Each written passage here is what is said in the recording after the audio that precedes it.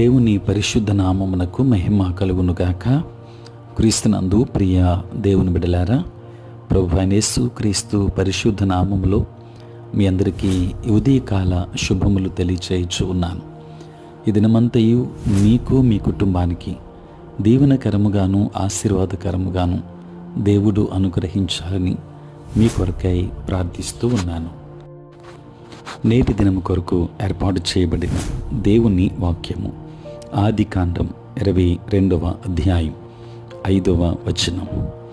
నేనును ఈ చిన్నవాడును అక్కడికి వెళ్ళి మ్రొక్కి మరలా మీ యొద్దకు వచ్చేదమని చెప్పి. ప్రియులారా, నేటి దినము కొరకు ఏర్పాటు చేయబడిన ధ్యానాంశము ఏమి ఆలోచిస్తున్నావు? ప్రియులారా, కుమారుడైన ఇస్సాకును దేవునికి బలిగా అర్పించే అబ్రహాము కథను అన్వయించుకోవడం అనేకులకు కష్టం. దానికి కారణం ఇది అబ్రహాముకు ఎంత కష్టంగా ఉండవచ్చని తప్పుగా ఊహిస్తూ ఉంటాం. ప్రియులారా, పిడికిలిని గోడకు గుద్ది, లేదు దేవా, ఇస్సాకు తప్ప ఏదైనా ఇస్తాను అని అబ్రహాము మొరపెడుతున్నాడని ఒక సినిమా ఆ సందర్భాన్ని చూపుతుంది. రాత్రంతా అబ్రహాము దేవునితో పోరాడి తుదకు సన్నుక్కుంటూ దేవుని డిమాండ్ను ఒప్పుకున్నట్లుగా ఆ సినిమా చూపిస్తున్నట్లుగా చూస్తాం. కానీ పరిశుద్ధ గ్రంథం అలా చెప్పడం లేదు. అబ్రహాము పక్షముగా ఎదిరించిన ఆనవాలు లేవు. వాస్తవానికి అబ్రహాము తెల్లారి లేచి బలి అర్పించే చోటికి వెళ్ళాడని పరిశుద్ధ గ్రంథంలో 3వ వచనం చెబుతుంది. ప్రియులారా, 22వ అధ్యాయం 3వ వచనం మనం గమనిస్తాం. నేనును ఈ చిన్నవాడును అక్కడికి వెళ్ళి దేవునికి మ్రొక్కి మరలా మీ యొద్దకు వచ్చేదమని అతడు సేవకులకు చెప్పాడు. ఆదికాండం 22వ అధ్యాయం 5వ వచనం. దేవుని బిడ్డలారా, దేవుడు ఇస్సాకును మృతుల నుండి లేపుతాడని అబ్రహాము నమ్మాడని హెబ్రీ పత్రిక 11వ అధ్యాయం 19వ వచనములో వాక్యం బయలుపరుస్తుంది. ఇస్సాకు ద్వారా గొప్ప సంతానాన్ని ఇస్తానని దేవుడు వాగ్దానం చేశాడు. ఇస్సాకుకు ఇంకా పిల్లలు లేరు గనుక ఇస్సాకు చనిపోవడాన్ని అబ్రహాము ఎన్నడూ చూడలేదు. కాబట్టి ఇస్సాకు బ్రతుకవలసి ఉంది. చావును గురించి అబ్రహాము ఆలోచించలేదు.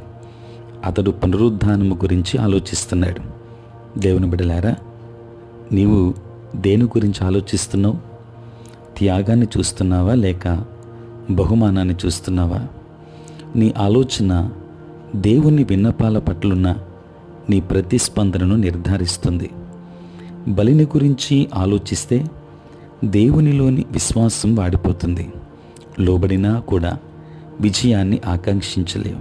కానీ అబ్రహాము వలె వాగ్దానాన్ని గురించి ఆలోచిస్తే దేనినైనా అర్పించడానికి విశ్వాసం ఉంటుంది. ఎంపిక నీదే. ఎదురిస్తావో లేక ఆనందిస్తావో నీ ఎంపికే నిర్ధారిస్తుంది. ఏమి ఆలోచిస్తున్నావు? ఏమి కోరుకుంటున్నావు? దేవుడు నిన్ను, నీ కుటుంబాన్ని దీవించి ఆశీర్వదించును గాక. ఆమేన్. ప్రార్థన. పరిశుద్ధుడైన తండ్రి, ప్రేమ కలిగిన ప్రభువా, మీ పరిశుద్ధ నామమునకై వందనాలు, స్తోత్రాలు చెల్లిస్తూ ఉన్నాం. నాయనా, రాత్రంతయు కాపాడి సంరక్షించి సుఖనిద్రను మాకు దయచేసి మా జీవితంలో మరి ఒక నూతన దినాన్ని మేము చూడగలిగే భాగ్యాన్ని మీరు మాకు అనుగ్రహించినందులకే స్తోత్రాలు. తండ్రి, ఈ దినమంతా కూడా మీ సన్నిధి మాతో ఉంచండి. మీ ప్రసన్నత మాకు అనుగ్రహించండి. మా ప్రతి బలహీనత నుండి విడుదలనివ్వండి.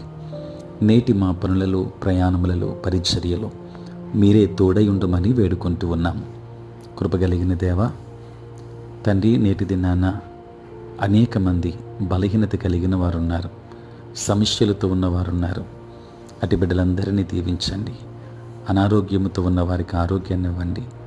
సమస్యలతో ఉన్న వారికి సమాధానాన్ని ఇవ్వండి. రక్షణ లేని వారికి రక్షణ భాగ్యాన్ని ఇవ్వండి.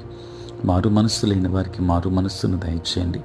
ఉద్యోగస్తులు, వ్యాపారస్తులు, కష్టపడి పని చేసుకుంటున్న బిడ్డలందరికీ మీరు తోడై ఉండండి. తండ్రి, నీ సేవా పరిచర్య చేయుచున్న ప్రతి సేవకుని దీవించండి. సార్వత్రిక క్రైస్తవ సంఘాన్ని ఆశీర్వదించండి. ఆంధ్ర ఎవాంజలికల్ లూథరన్ సంఘాన్ని మీరు దీవించి ఆశీర్వదించమని ప్రార్థిస్తూ ఉన్నాను. ప్రతిదినము ఈ ప్రాతకాలపు ధ్యానములలో ఏకీభవించుచున్న ప్రతి ఒక్కరి మీద నీ కృపాహస్తమును ఉంచండి.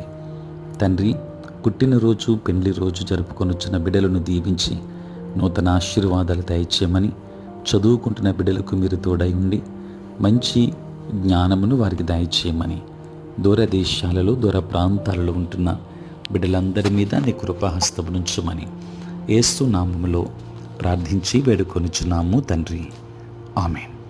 తండ్రి, కుమార, పరిశుద్ధాత్మ త్రియేక దేవుని దీవెన సదా మీకును మీ కుటుంబానికి తోడై ఉండును గాక. ఆమేన్.